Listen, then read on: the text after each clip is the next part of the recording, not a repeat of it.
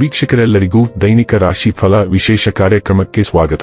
ಇವತ್ತಿನ ಈ ವಿಡಿಯೋದಲ್ಲಿ ನಾವು ವರ್ಷ 2026ರ ಏಪ್ರಿಲ್ ತಿಂಗಳಿನ 14ನೇ ತಾರೀಕಿನ ದಿನ ವೃಶ್ಚಿಕ ರಾಶಿಯ ಫಲಗಳನ್ನು ತಿಳಿದುಕೊಳ್ಳಲಿದ್ದು, ಈ ದಿನ ವೃಶ್ಚಿಕ ರಾಶಿಯ ಜಾತಕದವರ ಪಾಲಿಗೆ ಹೇಗೆ ಸಾಬೀತಾಗಲಿವೆ, ಈ ದಿನ ಗ್ರಹ ನಕ್ಷತ್ರಗಳ ಸ್ಥಿತಿಗತಿಗಳೇನು ಮತ್ತು ಇಲ್ಲಿ ಉಂಟಾಗಲಿರುವ ಯೋಗಗಳ್ಯಾವುವು, ಈ ಯೋಗಗಳ ಪ್ರಭಾವ ನಿಮ್ಮ ಮೇಲೆ ಹೇಗೆ ಕಾಣಿಸಿಕೊಳ್ಳಲಿದೆ, ಜತೆಗೆ ಈ ದಿನಗಳಂದು ನೀವು ಹೊಂದಿರಬೇಕಾದ ಎಚ್ಚರಿಕೆ ಏನು ಅನ್ನೋದೆಲ್ಲವನ್ನ ವಿಸ್ತಾರ ರೂಪದಲ್ಲಿ ಇಲ್ಲಿ ತಿಳಿದುಕೊಳ್ಳೋಣ. ಮಾಹಿತಿ ತಿಳಿದುಕೊಳ್ಳುವುದಕ್ಕೂ ಮುನ್ನ ನಮ್ಮ ವಿನಂತಿ ಎಂದರೆ, ನೀವಿನ್ನೂ ನಮ್ಮ ಚಾನೆಲ್ ಸಬ್ಸ್ಕ್ರೈಬ್ ಮಾಡಿಲ್ಲವೆಂದರೆ ದಯವಿಟ್ಟು ಈಗಲೇ ನಮ್ಮ ಚಾನೆಲ್ ಅನ್ನ ಸಬ್ಸ್ಕ್ರೈಬ್ ಮಾಡಿ. ಹಾಗೆ ನಿರಂತರ ವಿಡಿಯೋ ಅಪ್ಡೇಟ್ಸ್ಗಳಿಗಾಗಿ ಪಕ್ಕದ ಬೆಲ್ ಐಕಾನ್ ಕ್ಲಿಕ್ ಮಾಡಿ. ವೀಕ್ಷಕರೇ, ದೈನಿಕ ರಾಶಿ ಫಲಗಳನ್ನು ತಿಳಿದುಕೊಳ್ಳುವುದಕ್ಕೂ ಮುನ್ನ ಈ ದಿನ ಗ್ರಹ ನಕ್ಷತ್ರ ತಿಥಿಗಳ ಮಾಹಿತಿ ಮತ್ತು ಯೋಗಗಳ ಕುರಿತು ನೋಡೋಣ. ಈ ದಿನವು ಮಂಗಳವಾರದ ದಿನವಾಗಿರಲಿದ್ದು, ಚೈತ್ರ ಮಾಸದ ಕೃಷ್ಣ ಪಕ್ಷದ ದ್ವಾದಶಿಯ ತಿಥಿ ಇರಲಿದೆ.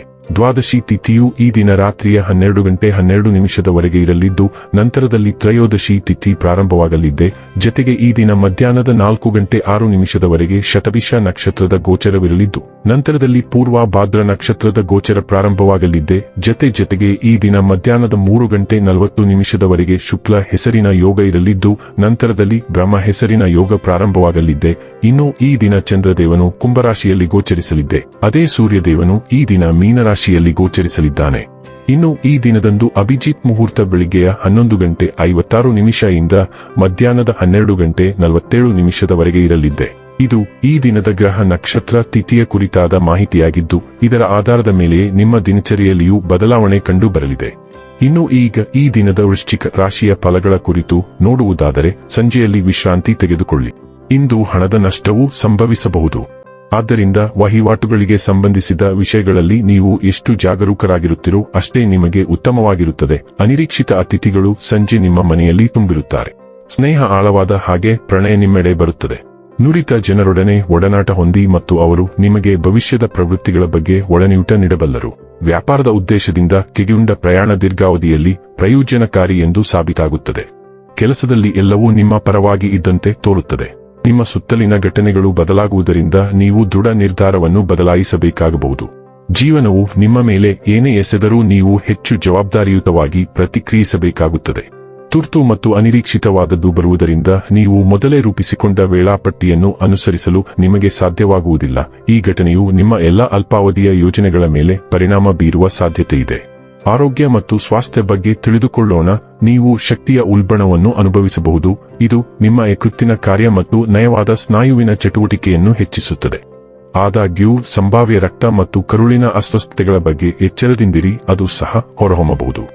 ನರಶಕ್ತಿಯು ನಿಮ್ಮ ಶ್ವಾಸಕೋಶದ ಮೇಲೆ ಪರಿಣಾಮ ಬೀರಬಹುದು.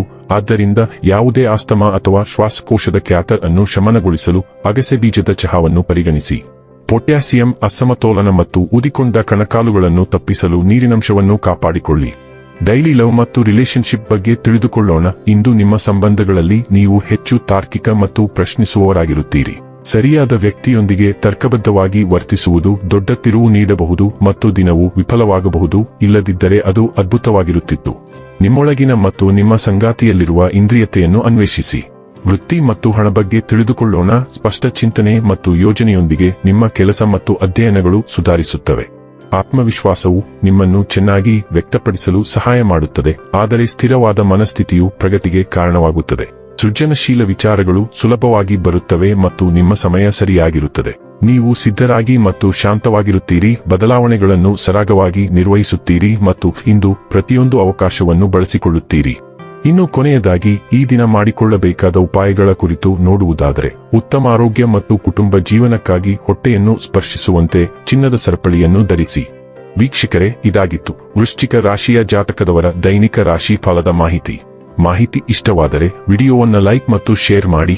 ಹಾಗೆ ಚಾನೆಲ್ ಸಬ್ಸ್ಕ್ರೈಬ್ ಮಾಡುವುದರ ಜೊತೆಗೆ ನಿರಂತರ ವಿಡಿಯೋ ಅಪ್ಡೇಟ್ಸ್ಗಳಿಗಾಗಿ ಪಕ್ಕದ ಬೆಲ್ ಐಕಾನ್ ಕ್ಲಿಕ್ ಮಾಡಿ.